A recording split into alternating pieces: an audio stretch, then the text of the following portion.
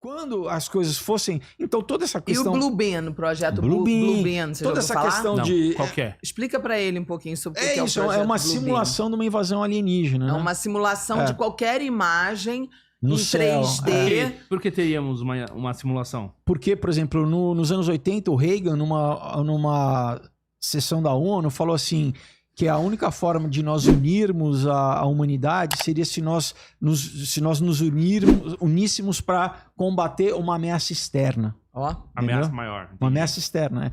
Então, a gente tem sido condicionado já desde os anos 50, através da cultura, né? Muitos filmes, do que desse... E agora você tá vendo já tem mais ou menos 2 anos, esse ano passado mais, você tem no Congresso americano, cara, né? Não é deputado lá, é congressista, né?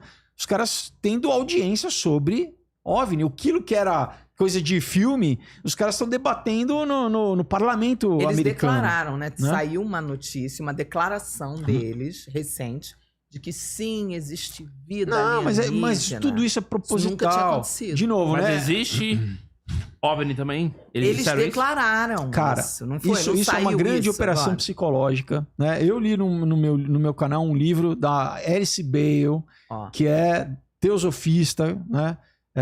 Na época... o que é teosofista para todo mundo? Teosofia é basicamente uma seita, né? Criada pela Madame Blavatsky na virada do século XIX para o século XX, que reintroduziu na cultura todo o paganismo, todo aquele lixo do paganismo, né? Ela reintroduziu isso, então, toda a nova era veio com a teosofia. Inclusive, a ligação então não fica só no âmbito cultural, porque ela fez parte do grupo que idealizou a Liga das Nações, que foi a organização pré-Nações Unidas, né? Depois da Primeira Guerra Mundial. Ela estava junto. E através ela tinha uma editora chamada Lucifer Publishing Company, né? Claro, né? Mas... Só que era muito óbvio, daí eles mudaram para Lucis Publishing Company, né? E daí Lucis Trust. E quando foi fundada a ONU em 48, o braço espiritual da ONU é do Lucis Trust. Você entra no site da ONU, tá link para Lucis Trust, você entra no site da Lucis Trust. Todo escritório da ONU no mundo tem uma sala da Lucis Trust. Todo mundo interligado. E eles publicam muito a Alice Bale, que foi a discípula da Madame Blavatsky, né? Aí já nos anos 40 e 50, escrevendo esse corpo doutrinário, espiritual, né? Sobre o que viria a acontecer. Então tem um livro que eu li lá, falando que 2025, segundo ela, seria o ano da externalização da hierarquia, né? Tem um livro chamado Externalização da Hierarquia, esse livro se não me engano, de 57, onde ela fala que, na verdade, é uma compilação de textos escritos pelo guia espiritual dela. A entidade. A entidade que ela recebia, isso desde 2019. Você lê o livro, eu ainda vou ler o livro inteiro no meu canal, né? Eu li só um trecho. Mas então você vai lendo desde 2019, 2023, ao longo da Primeira Guerra e da Segunda Guerra, essa entidade falando o que precisaria haver e tal, né? Os movimentos. E na verdade e tal. é um demônio, entendeu? E demônio falando usando que o corpo dela pra falar. Falando que em 2025, exato, psicografando. Ela fala sobre isso, que ela foi possuída e tudo. Não, ela não fala, ela fala que ela recebe as mensagens do mestre espiritual, do mestre ascensionado, né? É um negócio escancarado mesmo. Escancarado. Então. Enfim, e no livro fala que 2025 é o ano aonde esses mestres ascensionados, que daí é muito interessante que eles falam Cristo cósmico. Né? E ela inclusive usa vários versículos bíblicos assim. Distorce. Mas daí junta assim, não, então Krishna, Buda, Sanat Kumara, tudo, né? Mestre Moria, são todos mestres ascensionados que vão guiar a humanidade para sua próxima salto evolutivo, né? E que 2025 seria o ano onde essas entidades iriam se revelar para a população. E, cara, isso está no livro, né? Tá ligado, é uma organização ligada à ONU. Você fala, cara, por que a ONU... Né? O outro livro é A Grande Invocação, onde eles fazem, ao longo do mundo, eles falam de triângulos, de evocação. Eles trabalham para a vida do anticristo. Literalmente trabalham. Preparando. Mas e os alienígenas? Então, os alienígenas simplesmente são aquilo que a gente conhece, né? Que desde a Idade Média, por exemplo, desde toda a Idade Antiga, né? Falava que dos súcubos e íncubos, né? São demônios. Então, por exemplo, o Jacques Vallée, que foi o primeiro ufólogo da história, né? Basicamente o pai da ufologia, que era um astrofísico ateu, né? Ele, que está vivo ainda, né? Ele, ao longo dos livros dele, da pesquisa dele, ele foi chegando a essa conclusão de que os alienígenas são demônios, que não são seres vamos dizer, de outro planeta, outras constelações, não são extradimensionais, entendeu? São de outras, é demônio. Ele mesmo, ele chega, é um livro, a Passagem para Magônia, um livro, ele chega, onde ele finalmente chega a essa conclusão de que são demônios, entendeu?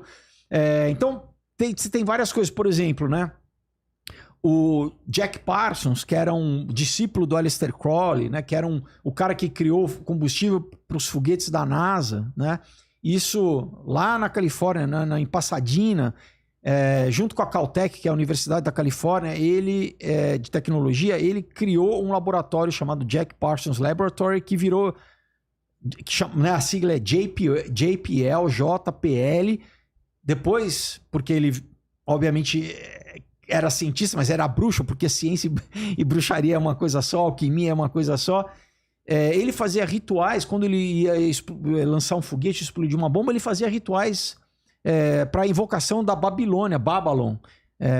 Então, e fazia inclusive num lugar que é o Trinity Site lá, onde, tô falando isso aqui assim, basicamente, as bombas nucleares, e porque, né, o Roswell foi logo depois dos primeiros testes nucleares lá no Trinity Site, que é aquele filme do Oppenheimer, inclusive mostra o primeiro teste de explosão nuclear, e o Oppenheimer, que era também um bruxo, porque ele, né, ele fala da Bhagavad Gita, ele fala, agora eu me transformei em Shiva, o destruidor do mundo, né?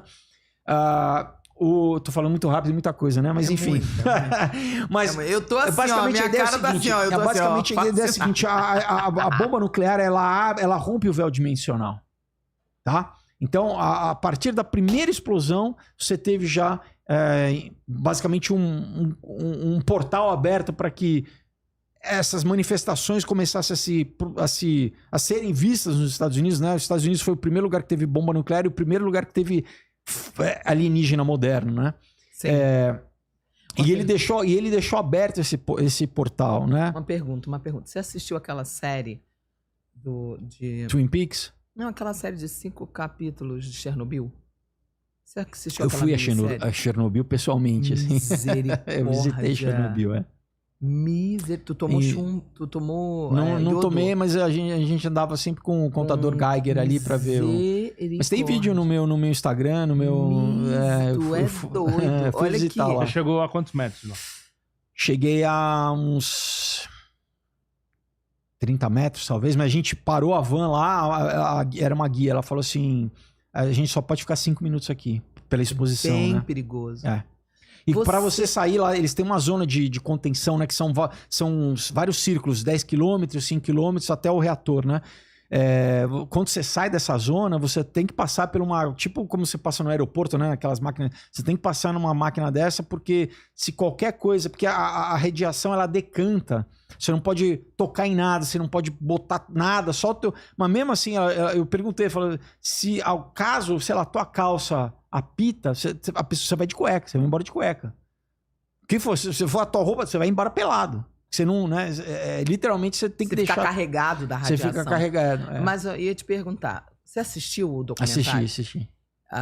É nítido, né? Você assistiu esse documentário, essa série? É uma série meio e tem uma imitando o documentário. Ligado com isso Chernobyl. Que eu quero te perguntar. Você assiste, porque essa minissérie são só 5 capítulos da HBO. Gente, eu já indiquei várias vezes no meu canal. Eu assisti 2, 3 vezes. E é, pra mim, uma minissérie que deveria ser assistida como uma questão de utilidade pública. É muito boa. Na minha opinião. Não é um documentário, mas é uma mas ficção documental. Mas ela faz esse estilo. Ela leva uma narrativa no estilo documentário. E o que tem que assistir? Por quê? Porque ali tu vai entender que a humanidade praticamente foi salva. Porque ali a gente poderia ter entrado num processo de extinção. A gente passou assim, ó, raspando de entrar num processo de extinção por causa do orgulho deles. Tem toda uma historinha do orgulho, aquela coisa... Eles são turrões pra caramba. Mas se você tiver uma visão espiritual e assistir o filme, eu tenho um canal de análise espiritual dos filmes e eu já falei pro pessoal que eu quero fazer a análise dessa série pra mostrar que o diabo, ele tá presente muitas vezes, inconscientemente, se você observar, numa sugestão na cabeça das pessoas. E o cara que desencadeia o problema, é nítido que ele recebe uma sugestão espiritual pra fazer a meleca que ele faz. O que eu acho incrível? É nítido que é um portal dimensional. O que eles abrem, aquela tecnologia abre um portal dimensional. Literalmente como se fosse uma porta pro inferno. Porque é morte saindo dali.